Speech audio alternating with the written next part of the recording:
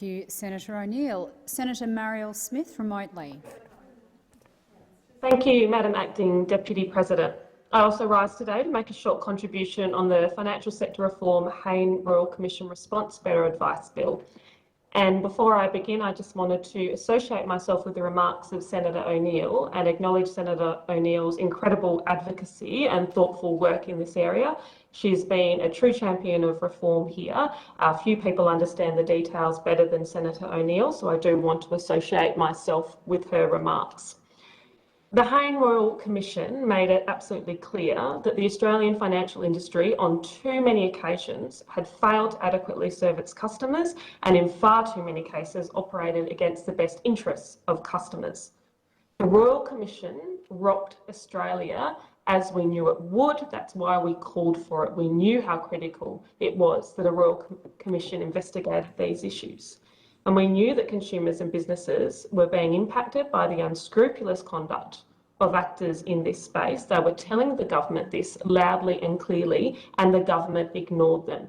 26 times they voted against establishing a Royal Commission. They only capitulated because of pressure from their own backbench, but 26 times they voted against this. We saw dud efforts at reform, which didn't work, as they tried to protect an industry which desperately needed scrutiny from that scrutiny. It's been nearly 3 years now since Commissioner Hayne handed down his report to the government, and frustratingly, the response has been on the go slow. We are still dealing with legislation to deal with individual recommendations contained in this report. And indeed, as Senator Sheldon said, this bill just deals with just one. It is classic Prime Minister Morrison, too little, too late. Dragged there too late because he did not care. He did not care 26 times voting against this. The government put protecting Australian consumers on the back burner and dithered in implementing these reforms, just like they dithered in having the Royal Commission. And failing to tackle these reforms head on, urgently, has real world consequences for families. This kind of acting in this space, these behaviours, when families were being ripped off by financial advisors and institutions, tears apart lives. It takes homes away. It takes futures away. It crushes dignity and security in retirement when institutions fail to act in the best interests of their customers. And the consequences are devastating, not just for individual consumers, but for businesses. Small and medium enterprises who take on risk based on advice, who rely on this advice, who rely on honesty and accuracy in their dealings with these institutions. And when these interests aren't protected and those businesses fail, of course, it's not just the operators of these businesses who suffer, but the employees who work in them, the employees who rely on these businesses to be successful because that's how they get their job, that's how they pick up their pay packet at the end of the week as well.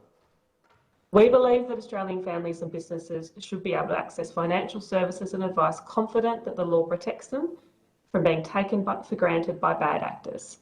And we knew this was happening for a long time. That's why we needed the Royal Commission. That's why we called for it. That's why we fought for it. And I'll make the point here that good financial advice really matters. Good financial advice for families can be the difference on delivering their aspirations to them. It can be the difference of delivering financial security, the difference of delivering dignity in retirement, security in retirement. It can be the difference between a family being able to own their own home or not. Advice needs to be high quality.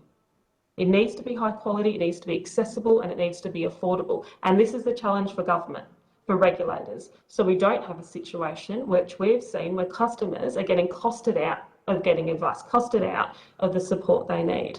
And to those in the industry struggling, as Senator O'Neill acknowledged, I want to acknowledge you too. I want to acknowledge the impacts of this government's delay and dithering and dud efforts of reform on your industry and on your work.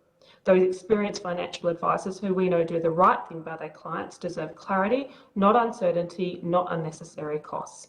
We need to get this right. We need to get it right for consumers. We need to get it right for those people who have suffered at the hands of unscrupulous actors. We need to get it right for industry to make sure that it's working. We need regulation that is fit for purpose and that gets this balance right. The Prime Minister, Scott Morrison, has always stumped up with too little too late. We've seen it in the pandemic response, we've seen it on climate change, we've seen it on aged care, we see it on early education and care, and we see it clearly, crystal clearly, on this important area of financial sector reform. Never forget he voted against this Royal Commission 26 times. This critical work, which exposed horrific stories for consumers and businesses. I'm pleased that this legislation deals with one of those recommendations. It goes part of the way to getting there, but there is more we need to do to be supporting this sector, to be supporting Australian consumers, and make sure that there's a genuine listening to the calls of those who presented to the Royal Commission, those who have suffered. This is urgent reform work, and please get on with it.